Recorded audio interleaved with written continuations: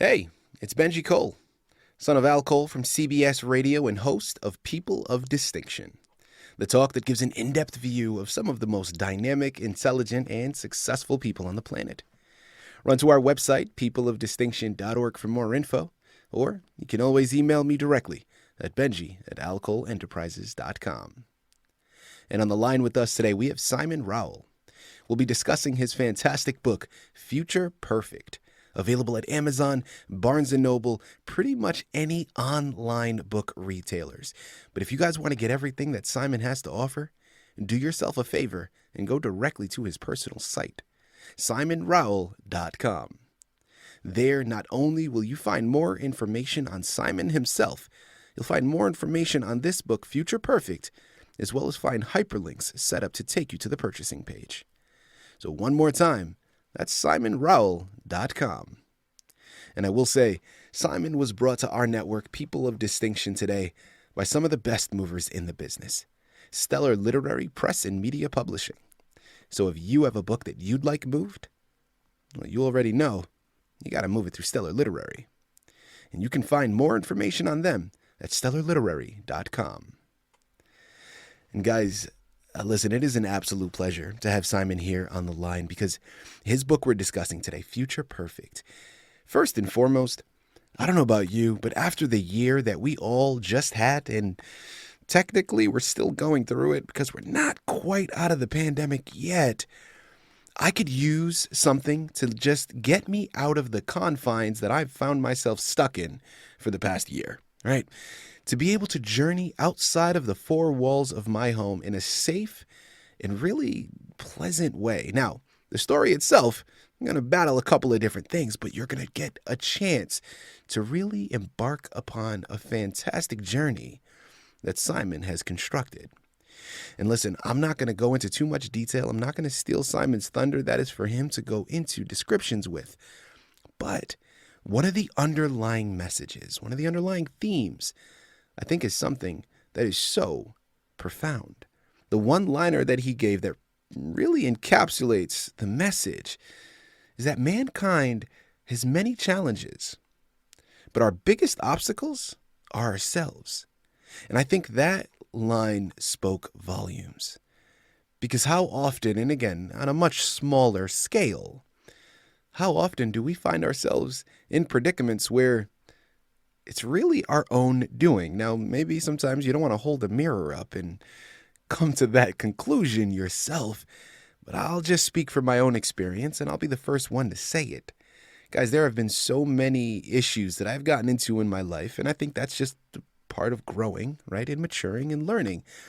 But so many of the obstacles that I found myself in was really my own doing. I couldn't get out of my own way, and I put myself in a position that really I didn't want to be in. Now, again, when it comes to his story, Future Perfect, we're going to be really escalating things on a much, much grander scale. But remember that underlying message. Remember that underlying theme, because that is going to be something that you'll constantly see coming up. And I'm so glad that we have Simon here on the line with us because, listen, he's the expert, okay? He's written the book. It's his ideas that he's been able to develop. So he's going to be able to articulate everything much better than I ever could. So without further ado, Simon, first and foremost, welcome to People of Distinction, and thank you very much for being a guest. How are you? Well, very well, and thank you for that kind introduction, Benji. Yeah, absolutely happy to be here today and tell you what you want to know. Absolutely. Well, listen, we're very much looking forward to this. I know we have so much information to cover, Simon, but let's hold off slightly before jumping into the book. Mm-hmm. Start by telling our listening audience a little bit more about yourself, please. Well, I'm in my late 50s now, and so from my perspective, I have actually done quite a lot, I believe, but by the same token, I have done a lot of the same things. I've always been a software engineer, and I've lived with computers since the age of 15, which is a long time ago. You can do the math yourself. I started programming when I was 15 years old, and I went to college, I got a computer science degree, and then I lived in Germany for 15 years working for the European Space Agency, which ended up being important. And then for another 20 years, I lived in Silicon Valley, working for a lot of, well, not a lot, but several commercial software companies. Mm-hmm. And I think that experience really brought me to where I am today in terms of writing. And we can talk about that in a moment if you wish. But I think I've had a very consistent exposure to technology.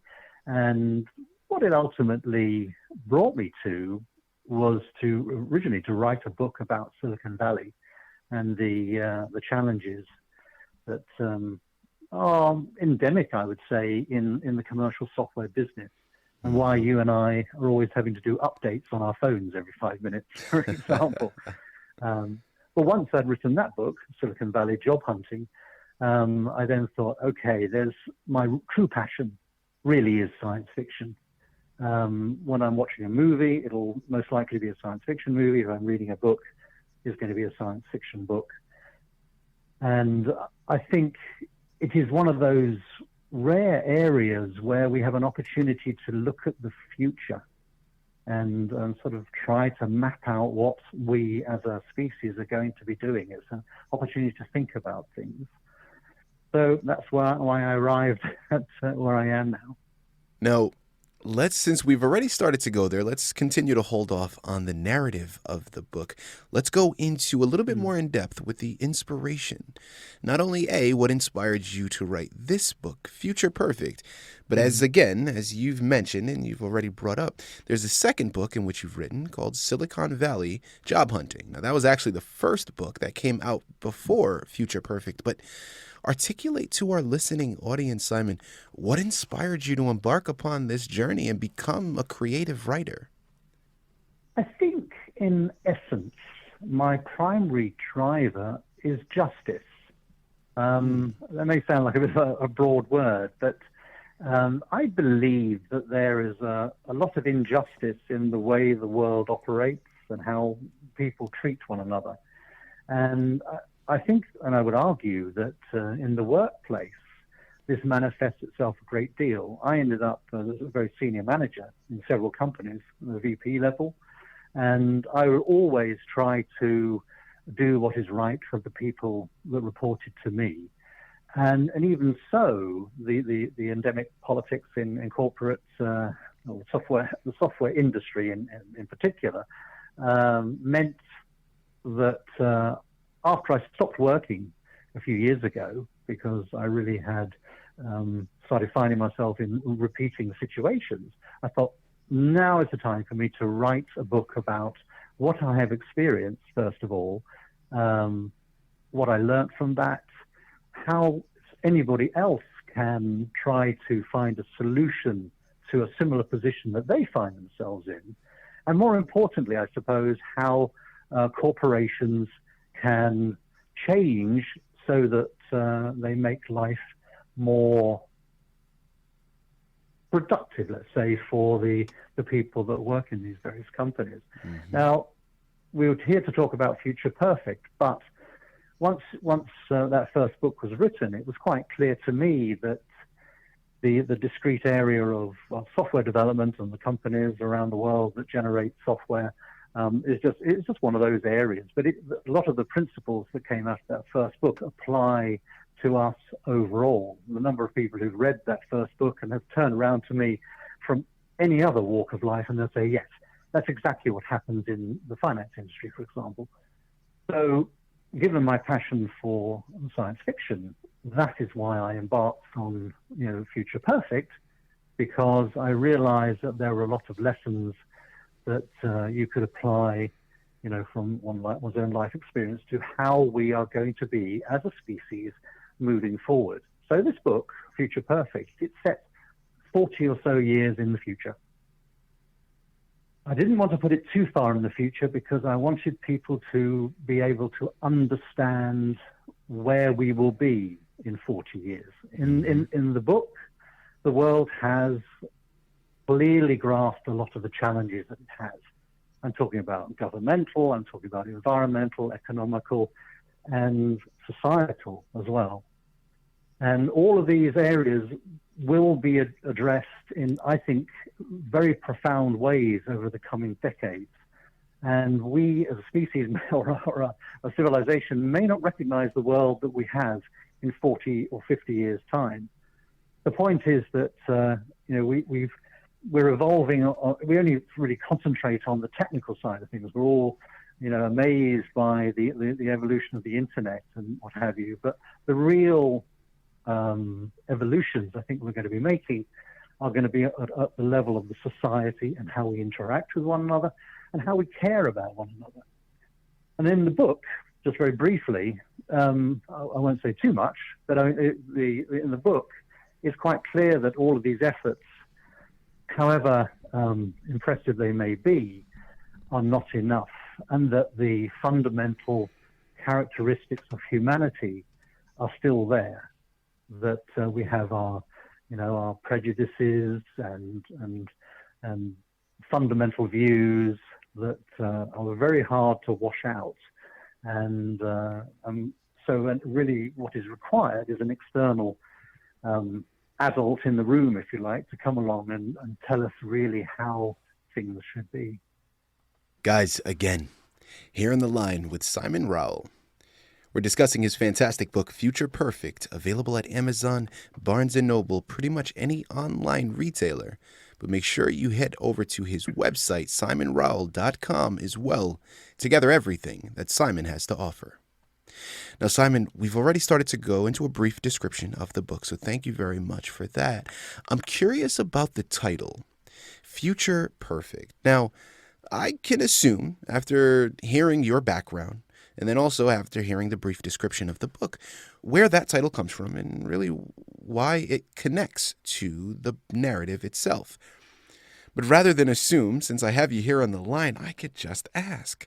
Simon, talk to our listening audience. Why did you choose that title to be the representation for your book? That's a very interesting question, actually. This book is part of a series. And each book will have, it will be a future. This is actually a tense, if you realize, Future Perfect, which is why the subtitle to the book is Benjamin Privet Will Have Found His Purpose. That is Future Perfect. But obviously, with the last word, perfect, maybe a question mark should be behind it, because how do we make a perfect society? How do we improve ourselves so that we don't have the conflicts and challenges and inequities that we have in today's society? How do you create a perfect future? So that's really the stem of why it's called Future Perfect. But I would say, this book is an adventure. I feel like I'm coming across like a sociology professor, but the reality is that what I wanted to do was to write a book that was an epic adventure, something that people would not want to put down. People could relate to the experience of the main character, Benjamin Privet, because he is not so far in the future from where we are today, and people can relate to his experiences and how he lives his life and the challenges that he faces. And as you've probably seen, if you looked at the cover of the book, there's a lot of lottery balls on the front.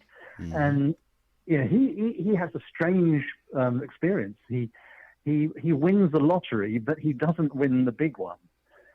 He is one number short, actually. And this is because it happened to me. This is a bit of personal experience. And it makes a big difference whether if you're one number short or whether you get all the numbers right. And in his case, he wins a very small prize, and also he worries because he has to end up having to pay tax on it, so half of that is gone as well. So it's not really that exciting. Lots of excitement, and then a depression immediately afterwards. But the fact that he got so close puts him into a special group of people who also got that close. But it's at the international lottery in 2061 when this takes place. And so, there's a couple of hundred people let's say, around the world who also got that close. So they all end up in this special selection group. And that is what ends up taking him on this epic adventure that I mentioned. Now, let's talk about the research. Now, again, I know we spent a lot of time discussing Silicon Valley, and again, in your background. So that inspired a lot of the creative ideas and that approach. Now, specifically with the book Future Perfect, articulate to our listening audience, what type of research did you do in preparation for the book? I've done quite a lot of reading over the years of science fiction, A.G. Riddle and H.G. Wells, one of the favorites. Robert Heinlein, probably one of the very best. Douglas Adams, another one. And a lot of these, especially Robert Heinlein, he was one of the science fiction writers who believed in what they call hard science fiction, which is an odd term, but what it means is that he wanted to have science to be real and realistic. And I completely agree with that. I've been very disappointed, I will say, with a lot of the movies we see on TV and in the theatres, well, not so much in the theatres right now, but on TV. And because they're very heavily into the graphics and the special effects, and the plots are very thin. And usually there's some sort of imaginary, almost magical technology that somebody comes up with to solve some critical plot point. And I didn't want to have anything to do with that. So like Robert Heinlein, I believe in getting the science right. So for the various things that happen in this book, it did require me to read white papers and do a lot of research on some of the more, how can I put this without giving things away? Was some of the more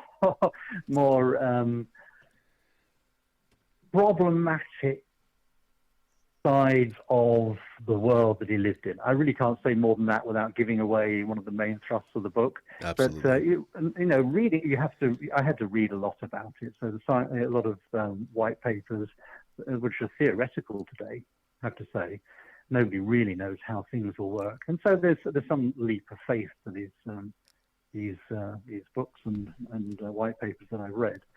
And also, as you may have noted, I worked for the European Space Agency for a dozen years or so in Germany and the Netherlands and in France, and so I became fairly familiar with the way that spacecraft, for example, actually work, at least from our perspective. That doesn't mean to say that other worlds would work in a different way, but I sort of understand how ours would work. So yes, that is really what the research that I did, obviously based on my own experience and also doing a lot of reading in the background. Being an artist myself, I love having this platform to be able to pay it forward to other artists out there that are listening in. Now, you are someone that has published 2 books now, and as you've stated before, Future Perfect is going to be developed into a series of books, so there's more on the horizon to come. Simon, I'd love to have an opportunity to pick your brain for any new writers that are out there listening in. What words of wisdom would you be able to relay to them? Well, first of all, I would be, and I am, extremely flattered that anybody would ask for my words of wisdom on this, because I consider myself to be somebody who's just starting. I'm obviously going through a learning curve. I had my normal working career, and then I decided to start writing. But the most important thing is people need, in my opinion, to understand what they are wanting to say. There are many ways of saying it, but if you don't have a central message that you want to convey, then you're going to be going all over the place. You need that central anchor. And as long as you're true to yourself and you're writing what you want to write about, and you feel in your heart that you've done a good job, then I would say that is sufficient success. I don't have any pretenses to becoming, a sort of a world-renowned author. It would be great, and I will, sort of market my books as best I can. But the greatest pleasure that I have derived from writing is the world that I disappear into when I'm writing these books, and the opportunity that it affords for me to really to explore my own imagination and to try to get it right, so that if anybody does read it, they sit back in their chair and they think, yes, that is quite possibly what's going to happen. And if it has an effect on anybody, on how they view the world, then I have been successful. Guys, such great words of wisdom there. And, you know, the big thing for me that stood out was right off the bat, right from the very beginning. Having that central anchor, I think, is so important. I think a lot of times, you know, with a lot of writers that I've spoken to, not necessarily through this network, but just friends of mine that I know, a big thing is, you know, just to get the process started, people will just start to write. And that is there's nothing wrong with that. Just get the ball rolling, get it moving. But as Simon articulated, what will tend to happen if you don't have a central anchor is now you're just writing all over the place. You're just putting words out on the page because they're coming up. I think that that's a fine starting point. But as he said, having that central anchor, setting up the roadmap so you can have a direction in which you're going is going to make all the difference. And it will really hone in your skills and your narrative. Great words of wisdom there. Guys, listen, what more can be said? You know what you have to do. I know the majority of you are listening in right now, and you've already gone to his Amazon page. You're in the process right now, and you're going to his personal website. For everyone else, I'm going to re-impress it for you one last time. Here in the line with Simon Rowell, we just finished discussing his fantastic book, Future Perfect, available at Amazon, Barnes & Noble, or directly through his personal site, simonrowell.com. And make sure that when you're there, you also look into picking up his other book, Silicon Valley Job Hunting. This way, you get the two books that are available right now, but make sure you're checking into his website frequently to get the other books that he has on the horizon that'll be coming out very shortly. Simon, once again, thank you so much for being a guest with us today on People of Distinction. It was absolutely our pleasure. Thank you so much, Benjie. I appreciate your time.